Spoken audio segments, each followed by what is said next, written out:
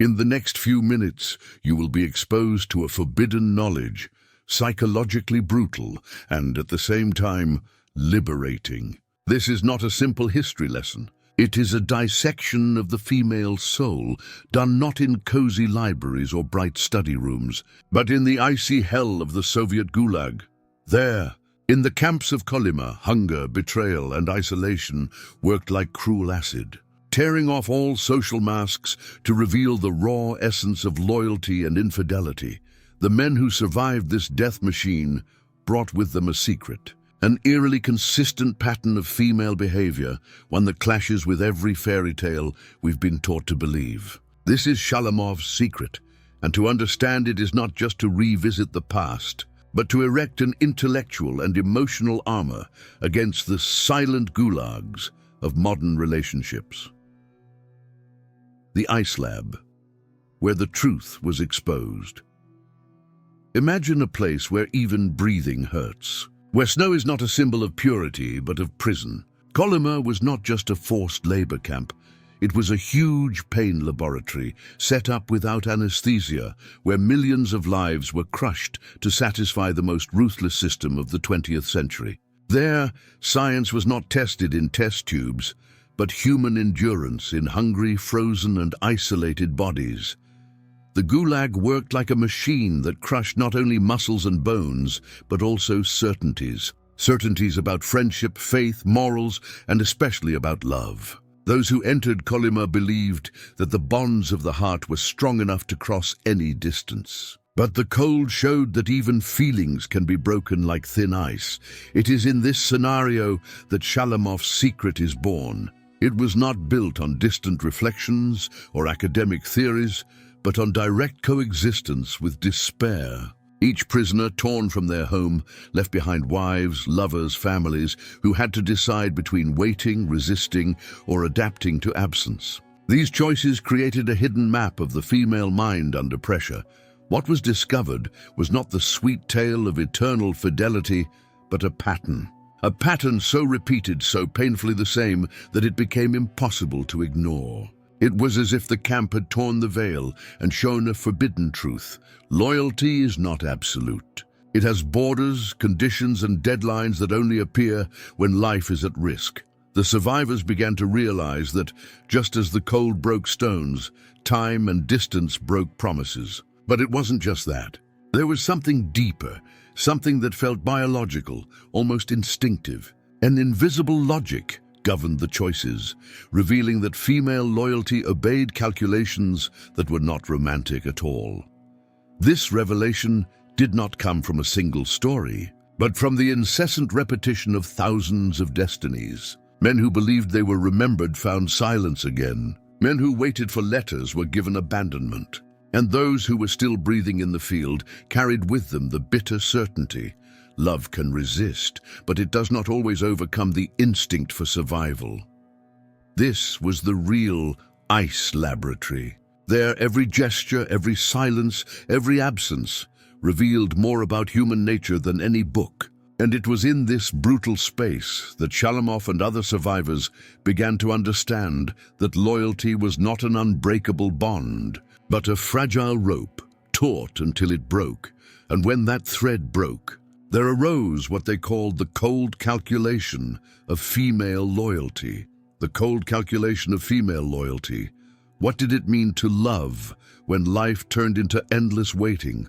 For many women, the imprisonment of a husband or lover was not just an absence, but the breaking of the future. There were no guarantees of return, there was no deadline, there was not even news. It was as if the condemned had disappeared into the ice, erased from history. In this void, choices had to be made. And those choices revealed an uncomfortable pattern. Loyalty, in many cases, lasted until the moment survival required another path. What the prisoners began to realize is that, in extreme situations, love turned into calculation. A cold, direct, merciless, but profoundly human calculation. This calculation was not announced. It was not written in letters. It revealed itself in the silence, in the lack of response, in the sudden change of tone. Women who had once sworn to wait gradually disappeared. Not because they hadn't loved, but because the instinct to go on living became stronger than the memory of a distant face. Shalamov described this phenomenon as an almost natural law. Female loyalty under extreme pressure proved conditional. It was maintained as long as the bond offered hope, symbolic protection, or the prospect of return. But when these elements disappeared, the instinct to adapt emerged. Not out of malice, but out of necessity. The survivors called it a betrayal, and indeed for them, it was an unbearable pain. But at its root, it was something deeper, the revelation that love can be shaped by circumstances. What seemed eternal dissolved before the weight of time and fear. This cold calculation cannot be understood as mere cruelty. It was also a reflection of the social vulnerability of women at the time. Without a husband, without sustenance, without perspective, many had to choose between waiting for the impossible or moving on so as not to sink together. And that decision, repeated in thousands of cases, created the pattern that Shalamov identified: love conditioned by survival. This pattern shattered illusions, but it also opened the eyes of survivors. They came to see that behind the poetry and the promise, there was an invisible instinct stronger than any word. It was like discovering that the heart, in the face of the cold of life, obeys rules that no one dares to confess, and it is precisely from this point that the next reflection is born. What was left for those who were trapped between letters, silences, and broken memories? Between letters, silences, and broken memories, in the Gulag, a letter was more than paper and ink. It was like a breath from outside, a breath of life capable of warming a prisoner's chest for a few days. Many survivors reported that they awaited these messages with more anxiety than they were waiting for food. The letter meant that somewhere there was still someone who remembered, someone who kept the thread of hope. But along with these letters also came the deepest wound: silence. Because for every envelope that arrived, there were dozens that never came. The silence was deafening, heavy as cold. He carried more pain than harsh words. The silence said everything without saying anything. I moved on. I can't wait any longer. Life goes on without you. It was in these voids that the prisoners' minds were broken. They lived in constant doubt. Have I been forgotten? Am I still loved? Has my memory been erased yet? This doubt corroded more than hunger. Shalamov described that many men would rather believe any explanation than face the naked truth. Some clung to the idea that the letters were intercepted by censorship. Others made excuses to justify silence. But deep down, everyone knew time was winning over memory, and the memories, like the bodies, broke. What was once lived with intensity now seemed distant, blurred, almost unreal. The cold, hunger, and distance also corroded the memory of the beloved face. It was as if prison erased its own biography, making each prisoner a ghost, trapped between past and present. These letters and silences revealed a painful pattern. Loyalty had limits not only in the hearts of those who hoped, but also in the minds of those who resisted. Because even the survivors began to realize that in the face of the prolonged absence, the memory did not sustain the bond. And when both sides, the one who expected and the one who resisted, began to loosen the thread, the relationship died, even without saying goodbye. This process, repeated thousands of times, created a collective wound. A wound that was not only individual, but that denounced something greater. Loyalty, when put in conflict with survival, always became uncertain.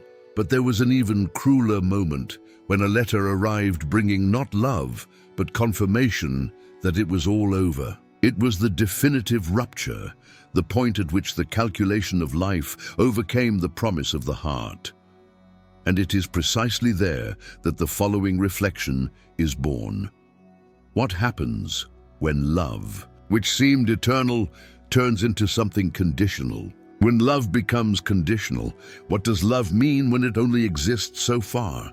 That was the question that haunted the survivors of the Gulag, because deep down, everyone realized that love resisted. But to a certain extent, this limit was not announced. It was not written in letters. It did not come in formal farewells. It arose in practice, when a woman had to support her children alone, when community pressure demanded that she move on, when loneliness became unbearable. At this point, love ceased to be absolute and became conditional. Shalamov reported that this discovery was one of the cruelest blows. Men believed in eternal promises, but the field showed that promises are fragile when confronted with reality. Love did not die suddenly. It was transformed into a calculation, a condition, a practical choice. This conditional love had many forms. In some cases, it was simple silence. In others, it was confirmation that a new life had begun without the prisoner. But in all cases, the message was the same. You will only be loved as long as hope exists. When hope ends, love is dissolved. For the prisoners, this revelation was devastating, because it did not only affect his effective life, but his worldview. It was like discovering that even the deepest feelings obey invisible laws. Laws that do not respect poetry, that do not respect promises, that do not respect faith. That was the shock, understanding that female loyalty was not evil, but survival. That fidelity had a deadline, that love had limits, that the conditions of life could rewrite even the strongest bonds. And that awareness didn't die in the cold of Kolyma. It echoes to this day because it forces us to reflect on our own relationships. How long does love endure? To what extent are we loyal when life becomes unbearable? This is the bridge to the next step. To understand that behind every choice there was something even stronger than the circumstances. A biological weight, an invisible instinct that shaped every decision. The biological weight of choices. In the cold of Kolyma, what seemed to be just a decision of the heart turned out to be something much deeper. Survivors began to realize that there was an invisible weight guiding women's choices, a biological weight. It was not just a matter of feeling, but of instinct, of survival engraved in the flesh. Shaped by centuries of human adaptation, Shalamov observed that when life reached its limit, beautiful words and dreams were not enough to sustain the weight. Biology spoke louder, and she said a simple thing: life must go on, whatever the cost. For many women, this meant remaking their lives, even if it was at the cost of abandoning a love that seemed eternal. This weight was not a conscious calculation, but an underground force. Just as the body seeks warmth in the face of cold, instinct seeks security in the face of absence. And security in those times did not come from distant memories, but from real presence, from immediate sustenance, from someone who could guarantee today. In the eyes of the prisoners, this seemed like treason. But when viewed through the prism of biology, it was something else.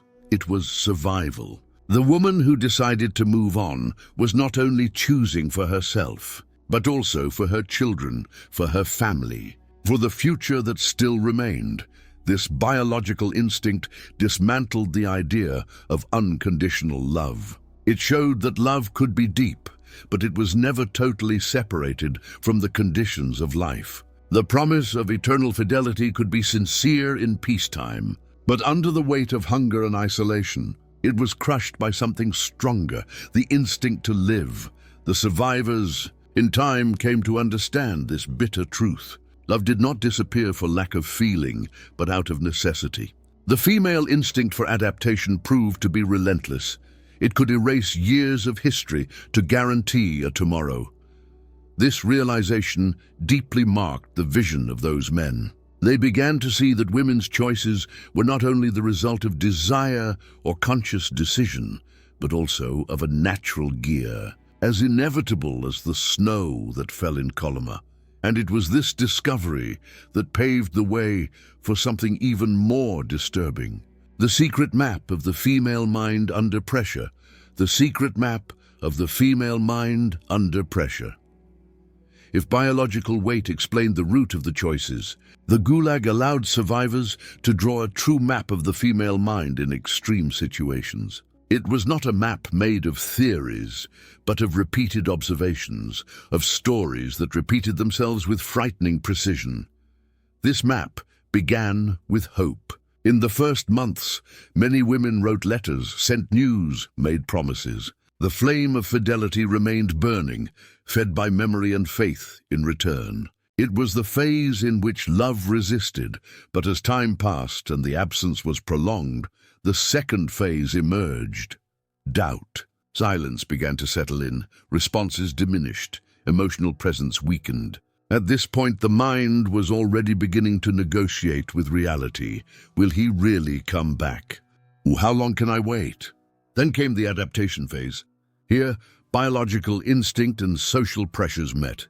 The woman alone had to make practical decisions, to support the house, to raise the children, to deal with loneliness. Loyalty, which seemed like a sacred duty, was transformed into a burden, and little by little she was left behind. Finally, the rupture phase arrived. It was the point at which the bond broke for good. Life moved on, and the love that seemed eternal became a distant memory. For the prisoners, this was the most painful phase, as it meant not only the loss of the relationship, but the confirmation that time and distance had won.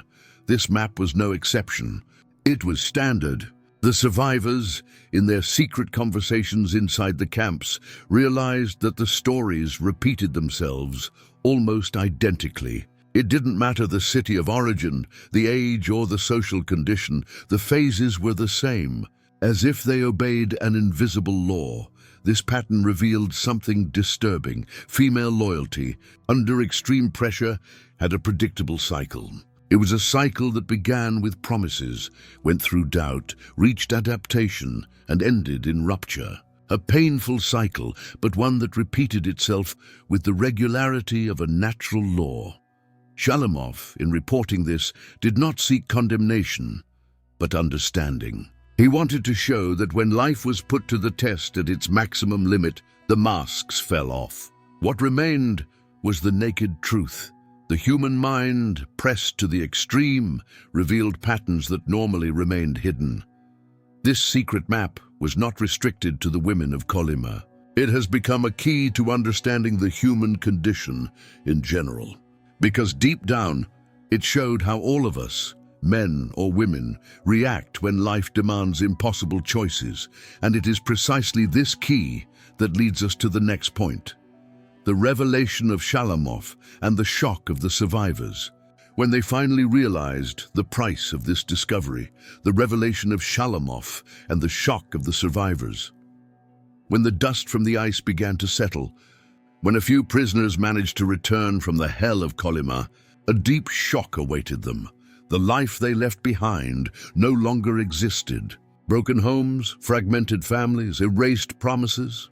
The return, which was supposed to be a celebration, often became the confirmation of the greatest of pains, that loyalty had not stood the test of time. Shalamov, in his writings, did not romanticize this experience. He coldly described the feeling of the men who returned and found not only silence, but also indifference. The reunion was not always one of hugs and tears, but of strangeness. It was as if those years of suffering had been lived in vain, because life out here had gone on, with no room to wait for the undead of the Gulag. This revelation that Shalamov brought was not just about love or fidelity.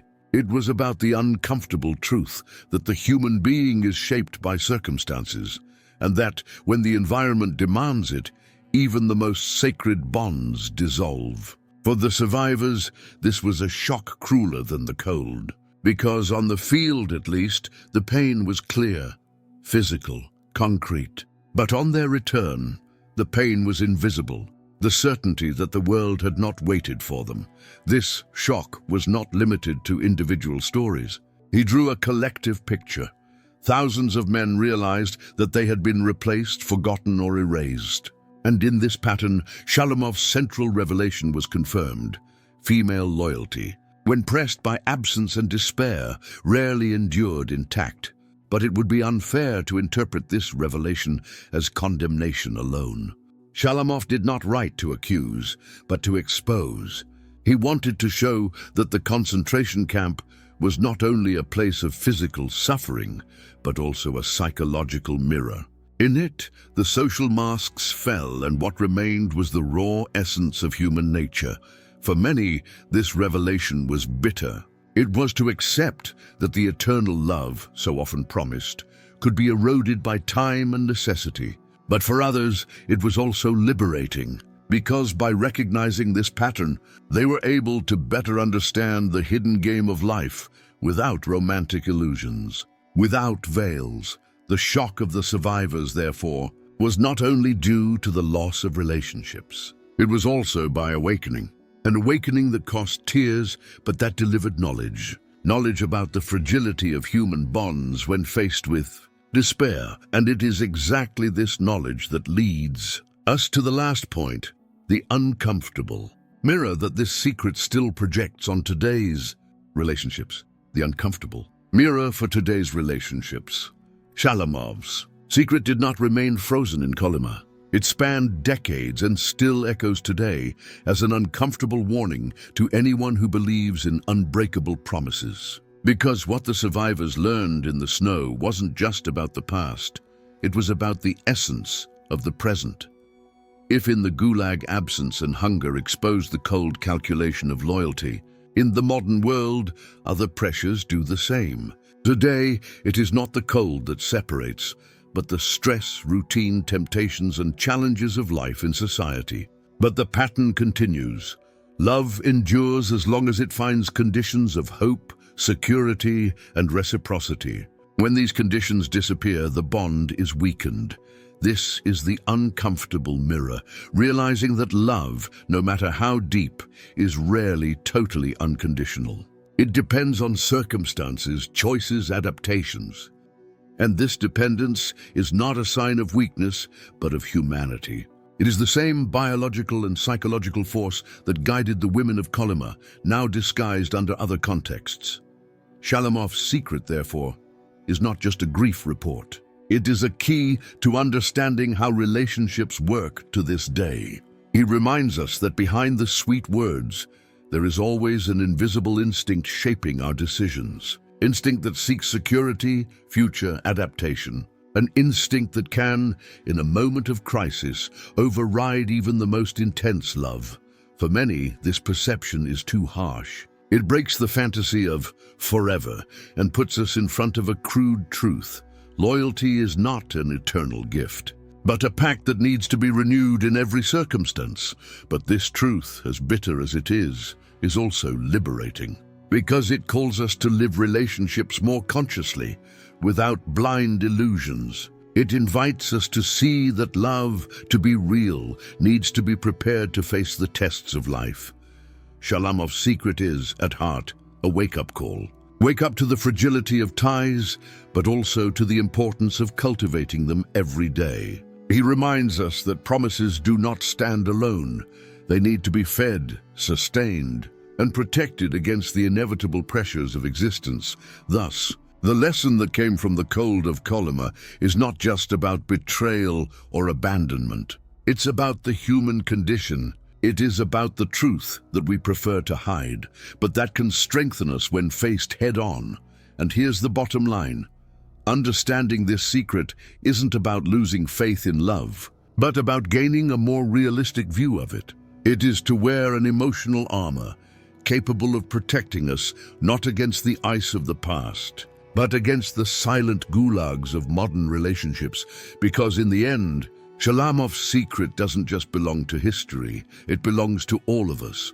Shalamov's secret is not just an account lost in the pages of a dark time. He's a mirror that continues to challenge us. What the survivors of Kolyma have discovered, with great difficulty, is that the human heart is not only made of promises and poetry, but also of instincts and calculations that we rarely admit.